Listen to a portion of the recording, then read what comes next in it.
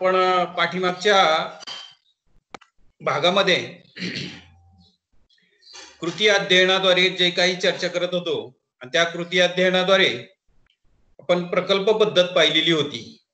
ही प्रकल्प पद्धत पाहत असताना मी बऱ्याचशा विद्यार्थ्यांना शंकेच्या माध्यमातून काही प्रश्न विचारण्याचा प्रयत्न केला की किती लोकांना साधारणतः ही पद्धत आवडली किंवा त्या ठिकाणी अध्यापनातील हा विषय समजला, याविषयी आपण चर्चा करत होतो। कृती अध्ययनाद्वारे त्या ठिकाणी ही प्रकल्प पद्धत पाहत असताना आपल्याला एक सर्वसामान्य साधारणतः मी याच्यावर एक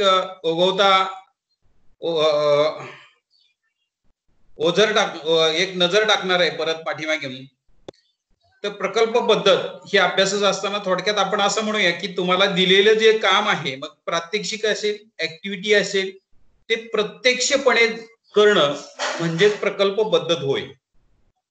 एखाद्या गोष्टीत त्या ठिकाणी विद्यार्थ्याला गुंतवून ठेवणं आणि त्याचं प्रत्यक्षपणे म्हणजे ज्याला स्पर्श आणि पाहणे अशा पद्धतीने त्या ठिकाणी जे काम केलं जातं त्याला प्रकल्प पद्धत असं म्हटलं जातं। आणि त्या प्रकल्पाचा त्या ठिकाणी एक विषय दिलेला असतो आणि तो विषय त्या विषयावर आपल्याला बरेचशा वेळ काय करायचा असतो, अभ्यास करायचा असतो। त्याच्यातून जे आउटपुट आपल्याला बाहेर येणार असेल, आउटपुट जोपर्यंत बाहेर येत नाही तोपर्यंत तो प्रकल्प राबवायचा असतो किंवा त्याच्यातनं आपल्याला समाधान मिळणार नाही तोपर्यंत तो प्रकल्प राबवायचा असतो। अशा प्रकारच्या प्रकल्प पद्धतीबद्दल आपण माहिती घेतलेली होती।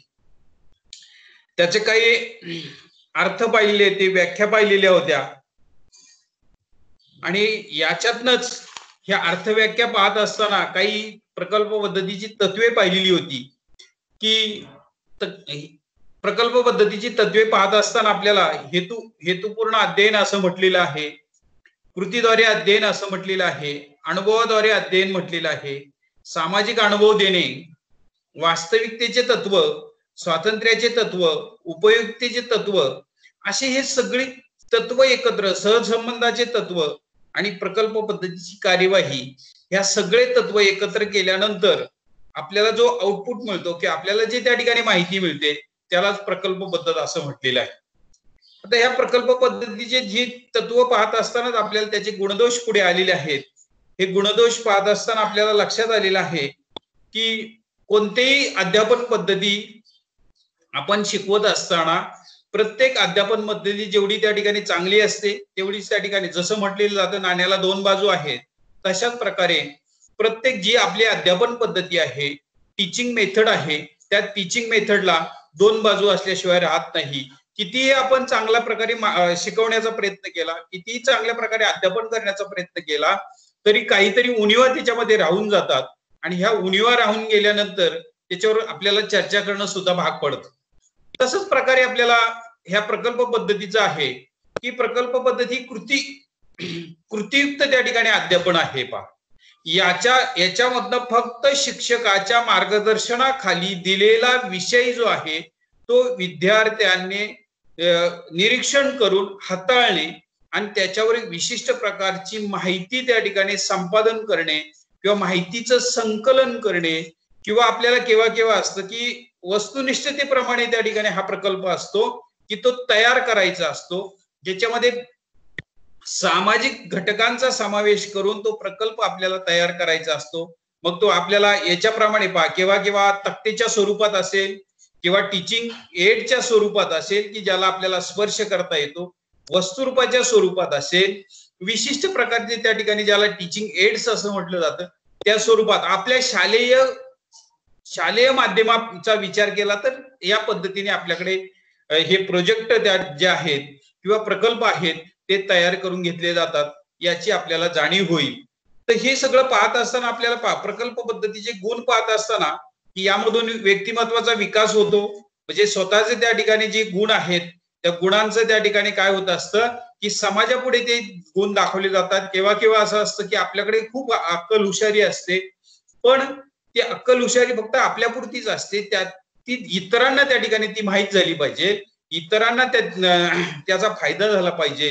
आणि मग ते ह्या प्रकल्प पद्धतीतून आपल्याला ज्यावेळेस आपण काम करत असतो त्यावेळेस ते पुढे येतं आणि त्याच्यातून आपल्या व्यक्तिमत्वाचा विकास झाल्याशिवाय राहत नाही। आपल्याला स्वतःला केव्हा केव्हा माहित नसतं की माझ्यात हा गुण आहे का, आणि मग ज्यावेळेस आपण काम करायला लागतो, ज्यावेळेस त्या ठिकाणी एखादी गोष्ट स्पॉन्सर करतो, त्यावेळेस आपल्याला माहिती अरे मला हे येतंय याची आपल्याला जाणीव होते.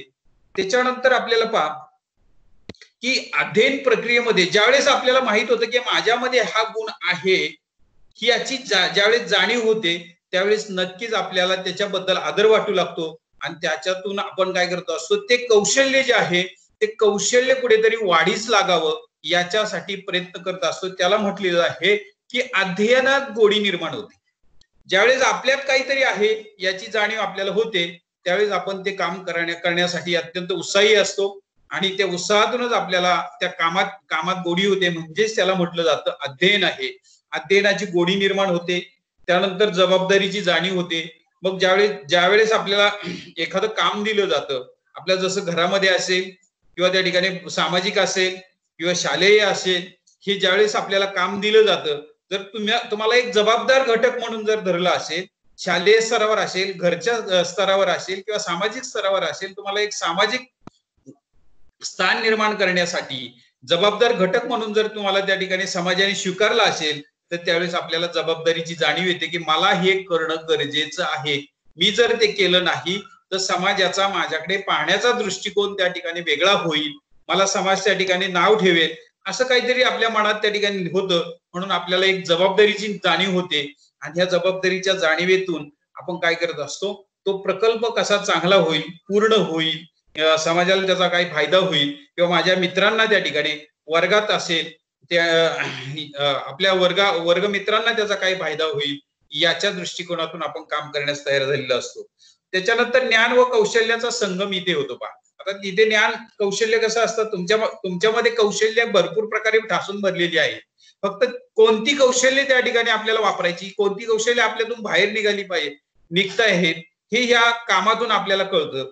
आणि मग हे करत असताना ज्यावेळेस तुम्ही जी माहिती त्या प्रकल्पासाठी मिळवत असता, ज्या गोष्टी त्या ठिकाणी तुम्ही कलेक्ट करत असता, त्या गोष्टी कलेक्ट करणं म्हणजे तुमचं संकलित ज्ञान असतं किंवा त्या ठिकाणी बाह्य जगाशी त्या ठिकाणी ज्यावेळेस संपर्क येतो, तुम्हाला जो अनुभव येतो ते काम करण्यासाठी ते तुमचं ज्ञान असतं. आणि ते ज्ञान एकत्र करून ज्यावेळेस तो प्रकल्प पूर्ण करण्याच्या दृष्टिकोनातून तुमची बुद्धीपणाला लागली जाते, त्यावेळी तुमचं ज्ञान कौशल्य यांचा संगम होऊन ते काम चांगलं होण्याच्या दृष्टिकोनातून तुम्ही प्रयत्नशील असता. त्याच्यानंतर पुढचा गुण आपल्याला सांगता येतो म्हणजे सहकार्याची भावना पहा, की हा प्रकल्प पूर्ण करायचा असेल तर एकट्याने केव्हा होत नाही. आपल्याला बरेचशा आपल्या सहकार्यांची असेल, त्या ठिकाणी शिक्षक जो त्या ठिकाणी वर्ग आहे त्यांचं सहकार्य करावं लागतं. शिक्षक वर्गातून आपल्याला कशासाठी सहकार्य लागतं, तर मार्गदर्शन म्हणून एक चांगल्या त्या ठिकाणी एक जबाबदार व्यक्ती म्हणून त्यांचं आपल्याला मार्गदर्शन हवं असतं. आणि त्याच्यातूनच हा जो प्रकल्प पूर्ण करायचा असतो, तो सर्व मित्रांना एकत्र घेऊन, सर्वांना विश्वासात घेऊन, गट पाडून आणि सर्वांवर त्या ठिकाणी आपलं व्यवस्थापन कसं असावं याची जबाबदारीची जाणीव त्या ठिकाणी करून सहकार्यांच्या भावना ज्या आहेत त्या विचारात घेऊन आपण प्रकल्पाची काय करत असतो, तयारी करत असतो. म्हणून तिथं म्हटलंय सहकार्याची भावना आपल्या मनात निर्माण होते, एकामेकाबद्दल प्रेम तयार होतं आणि या प्रेमातूनच काय होत असतो, या प्रकल्पाची निर्मिती होत असते. उदाहरणार्थ आपण म्हणत असतो की सहकारी त्या ठिकाणी सहकारी संस्था असं म्हटलं जातं बा. त्या सहकारी संस्थेमध्ये काय असतं, हाच प्रकार असतो की अनेक लोक एकत्र येतात, एकामेकांमध्ये प्रेमाच्या भावनेतनं त्या ठिकाणी काय होत असतं, त्या प्रकल्पाची उभारणी होते आणि मग अशा प्रकारचा प्रकल्प तो पुढे येण्यास आपल्याला भाग पाडतो. पुढचा त्या ठिकाणी आणि शेवटचा गुण आपल्याला याच्यातला सांगता येईल, लोकशाही पद्धतीने प्रकल्प निर्मिती झाली पाहिजे. लोकशाही म्हणजे आपण म्हणत असतो की प्रत्येकाला काम करण्यासाठी वेगवेगळ्या प्रकारचं स्वातंत्र्य दिलं पाहिजे, पूर्ण स्वातंत्र्य दिलं पाहिजे. आणि त्या स्वातंत्र्यामधनच काय होत असतं, प्रकल्पामध्ये ज्या आवडी आहेत त्या आवडीप्रमाणे काम होतं आणि प्रकल्प तडीत जाण्यास इथं चांगल्या प्रकारे आपल्याला मदत होते याची कल्पना आपल्याला येईल. जर इथे त्या ठिकाणी हुकुमशाही पद्धतीने आपण वापरलं गेलं, पहा लोकशाही पद्धतीचं काय, जर आपणच आपलं फक्त दटवण्याचं चालू ठेवलं की मला हा प्रकल्प दिलेला आहे किंवा मीच याचा प्रमुख आहे, मीच जसं सांगेल तसंच त्या इतरांनी काम केलं पाहिजे, तर तो प्रकल्प यशस्वी होत नाही. तर सगळ्यांना समजावून घेऊन स्वातंत्र्य देऊन तो प्रकल्प त्या ठिकाणी तयार करण्याचं कामी आपल्याला लागणं गरजेचं असतं. अशा प्रकारे हे गुण आपल्याला लक्षात येतात. प्रकल्प पद्धतीचे. हे पाहत असताना ही अध्यापन पद्धती आपण त्या ठिकाणी अंमलात आणत असताना किंवा आपण विद्यार्थ्यांना शिकवत असताना याच्यामध्ये हे जसं गुण आहेत तशाच दुसरी बाजू सुद्धा आपल्याला याच्यातून दिसून येते. कारण सगळ्याच प्रकारे प्रकल्प पद्धती वर्गात सक्सेस होईल अशातला भाग नाही. कारण प्रकल्प पद्धती कधी वर्गात आपल्याला राबवता येत नाही. कारण वर्गाच्या बाहेर जाऊन जे आपले त्या ठिकाणी ठरवून दिलेलं त्या ठिकाणी काय आहे, एक स्टेज आहे, त्या स्टेजच्या बाहेर जाऊन आपल्याला प्रकल्प पद्धती राबवावी लागते की जिथे जिथे सामाजिक घटक आहेत, सामाजिक घटक उपलब्ध होणार आहेत, त्या घटकांची माहिती मिळवणं, ते घटकांना एकत्र करणं, अशा प्रकारे आपल्याला प्रकल्प पद्धती राबवावी लागते. मग हे राबवत असताना सुद्धा काही त्रुटी आपल्याकडनं राहून जातात, काही दोष त्या ठिकाणी आपल्याकडे निर्माण होतात. हे दोष सुद्धा आपल्याला या पद्धतीनं पाहणे गरजेचं भासतं. इथं अभ्यासक्रमाची अपूर्णता आहे पहा की प्रकल्प राबवत असताना प्रथम आपल्याला आराखडा तयार करावा लागतो. आराखडा तयार केल्यानंतर त्या आराखड्यानुसार काय करावं लागतं की त्याच्यात जे कोणकोणते भाग आहेत त्या भागांची त्याच्यामध्ये समाविष्ट करावी लागतात. त्या भागानंतर उपभागांचा समाविष्ट करावा लागतो. पण एवढा आपल्याकडे वेळ नसतो, कारण दिलेल्या वेळात आपल्याला प्रकल्प तयार करायला लागतो. फारच फार तुम्हाला काय केलेलं असतं, आज प्रकल्प दिला जातो किंवा दिला जातो आणि सांगितलं तर उद्या सुद्धा तुम्ही घेऊन या किंवा त्या ठिकाणी परवा घेऊन या. फारच फार एक आठवड्याची मुदत दिली जाते, फारच फार महिन्याची दिली जाते. म्हणजे हा कालावधी जो असतो हा कालावधी काय असतो, मर्यादित असतो. आणि मर्यादित असल्यामुळं आपल्याला त्याच्यात जे काही घटक समाविष्ट करायचे आहेत ते अपूर्ण राहून जातात. म्हणून त्यांनी म्हटलंय की त्याच्यामध्ये जे अभ्यासक्रम जो आहे, तो जो क्रम आहे तो क्रम कुठेतरी अपूर्ण असलेला दिसून येतो. कारण का थोड्या वेळामध्ये आपल्याला भरपूर काम करायचं असतं किंवा तो प्रकल्प पूर्ण करायचा असतो, म्हणून नियोजन करता येत नाही, असं आपल्याला पहिला दोष सांगता येईल. दुसरा दोष आपल्याला सांगता येईल तो म्हणजे संपूर्ण आकलन नाही. कारण जो मार्गदर्शक आहे किंवा त्या ठिकाणी आपल्याला मार्गदर्शन करणार आहे त्यांनी सगळी आपल्याला माहिती सांगितली का, ती माहिती सांगत असताना आपल्याला ती पूर्ण आकलन झाली का, तो प्रकल्प आपण समजावून घेतलाय का, असं नाही. केव्हा केव्हा असं सांगितलं हा विषय आणि हे तुम्ही करून घेऊन या, कसं करायचं काय करायचं त्याच्यातलं काही केव्हा केव्हा सांगितलं जात नाही. जसं आता त्या ठिकाणी तुमच्या ह्या बीएडच्या कोर्समध्ये आपल्याला दिसून येतं की बऱ्याचशा वेळा सांगितलं जातं हा गठ्ठा घेऊन जा आणि लिहून घेऊन या. पण लिहून घेऊन येत असताना केव्हा केव्हा आपल्याला असं म्हटलं जातं की जेवणाचं ताट पुढे वाढलेलं आहे, सगळ्या प्रकारच्या भाज्या वाढलेल्या आहेत, पोळी वाढलेली आहेत, भात वाढलेला आहे, पण केव्हा केव्हा आपल्याला माहित नसतं का तो कसा खायचा, काय करायचं. उदाहरणार्थ किंवा तुम्हाला एक उदाहरण नेहमी मी त्या ठिकाणी सांगितलं असेल किंवा त्या ठिकाणी तुम्ही ऐकलं असेल की एक गृहिणी आहे, उत्तम प्रकारची गृहिणी आहे, आपण त्या चांगल्या प्रकारचा ती स्वयंपाक करते, पण तिने काय केलेलं असं ह्या स्वयंपाक करत असताना सगळं पुस्तकी ज्ञानात त्या ठिकाणी आपल्याला कोणकोणत्या प्रकारचे मेनू बनवायचे वाचून त्या ठिकाणी काय केलेलं असतं की ती गृहिणी बनलेली असते. एक दिवस तिच्यावर अशी पाळी येते की तिला सांगितलं जातं किंवा घरात त्या ठिकाणी ऑर्डर येते की आज पुरणपोळीचा त्या ठिकाणी बेत करायचा आहे. मग पुरणपोळीचा बेत करायचा तिने फक्त काय केलेलं असतं, पुस्तकात फक्त वाचलेलं असतं पुरणपोळी कशी बनवायची, त्या ठिकाणी कटाची आमटी कशी बनवायची, हे सगळं वाचून फक्त बनवलेलं असतं. पण त्याच्यात काही गोष्टी काही कृती ज्या आहेत त्या कृती मात्र आपल्याला काय झालेल्या असतात, दिलेल्या नसतात. त्याच्यात फक्त सांगितलंय पुरणपोळी बनवायची, मग त्याच्यात फक्त एक पुरण बनवायचं, त्या ठिकाणी कणिक बनवायची, पण पुरण आणि कणिकचा संबंध कसा आहे याबाबत तिथे उल्लेख दिलेला नसतो. आणि मग त्यामुळे ती गोंधळून ती गृहिणी आहे ती केव्हा केव्हा मग करायला गोंधळून गेलेली असते. ती पोळी ज्यावेळेस बनवायला पुरणपोळी ज्यावेळेस बनवायला बसते त्यावेळेस तिला असं वाटतं की तिने जे पुरण बनवलं असते त्या पुरणामध्येच ते पीठ घालून ती पोळी बनवायला सुरुवात केलेली असते. तिला माहितच नसते की जी कणिक आहे त्या कणिकेमध्ये पुरण भरायचं आणि मग पोळी लाटायची असते. याचं काही त्या ठिकाणी कृती दिलेली नसते, नुसतं त्या ठिकाणी वाचलेलं असतं. म्हणजे केव्हा केव्हा आपल्याला नुसतं वाचनामधून किंवा त्या ठिकाणी अपूर्ण मार्गदर्शनामुळं आपल्याला काय होत असतं की आकलन होत नाही. आणि मग आकलन झालं नाही की तो जो प्रोजेक्ट आहे तो प्रोजेक्ट कुठेतरी काय होत असतो, अपूर्ण किंवा त्या ठिकाणी विस्कळीत झालेला दिसून येतो. हा एक आपल्याला दोष याच्यातनं दिसून येतो.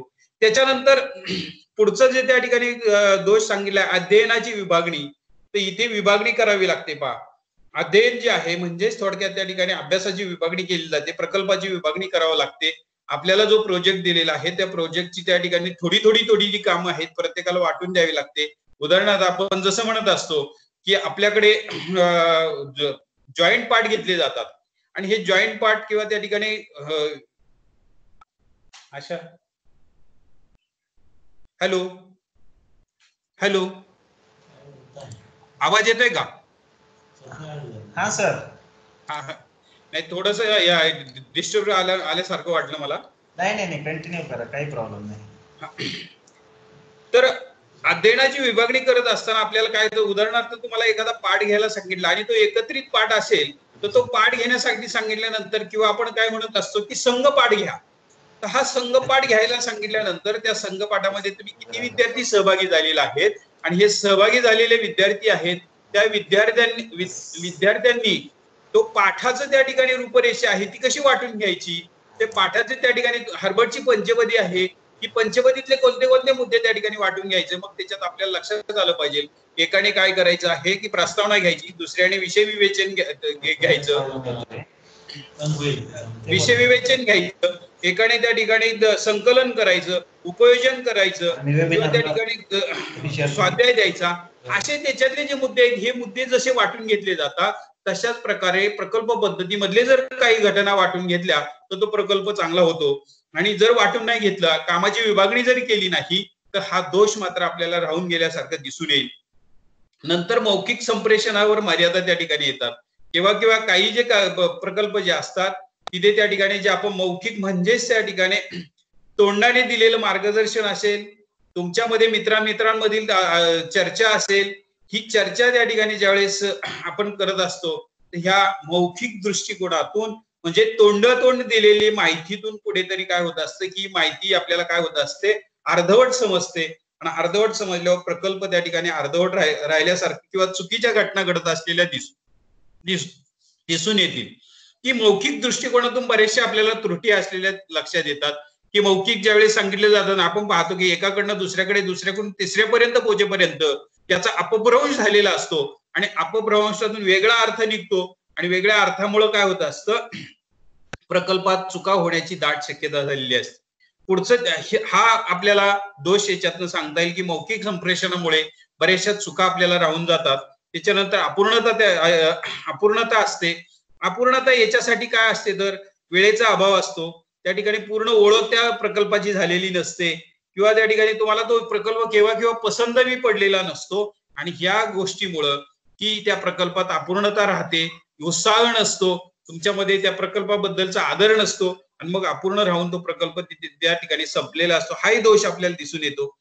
आणि दुसरंही महत्वाचं की जर शिक्षकाला त्या प्रकल्प दिलेला आहे, पण केव्हा आपल्याला असं लक्षात येईल, शिक्षकालाच त्याचा जर अनुभव नसेल, पूर्ण अनुभव नसेल, फक्त तुम्हाला सांगितलंय करून घेऊन या, किंवा आपल्याला बरेचशे वेळा असंच लक्षात येतं, बीएडचे प्रॅक्टिकल मध्ये असं लक्षात येत असतं, तुम्हाला दिलेले असतात, सांगितलेले प्राध्यापकाने काहीच सांगितलेलं नसतं, आणि मग तुम्ही करून घेऊन येता, आणि मग तो करून घेऊन आल्यानंतर तुम्हाला त्याच्यात ज्या त्रुटी लक्षात येतात, त्या त्रुटींमुळे काय झालेलं असतं, ते प्रॅक्टिकल असेल, ती ऍक्टिव्हिटी असेल, ती बऱ्याचशा वेळा चुकण्याच्या प्रयत्नात आपल्याला दिसून येते.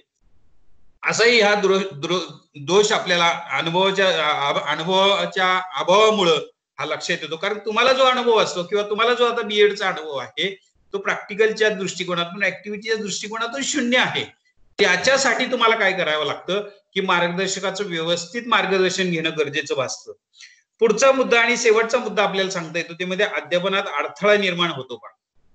अध्यापनात जर अडथळा निर्माण झाला, त्या ठिकाणी शिकवण्याच्या दृष्टिकोनातून जर अडथळा निर्माण झाला, तर आपल्याला हा प्रकल्प जो आहे, तो प्रकल्प बऱ्याचशा वेळा काय होत असतो की अधुरा किंवा अपूर्ण. आता हा अडथळा कसा निर्माण होतो अध्यापनामध्ये, प्रकल्प पद्धतीमध्ये अध्यापन करताच येत नाही.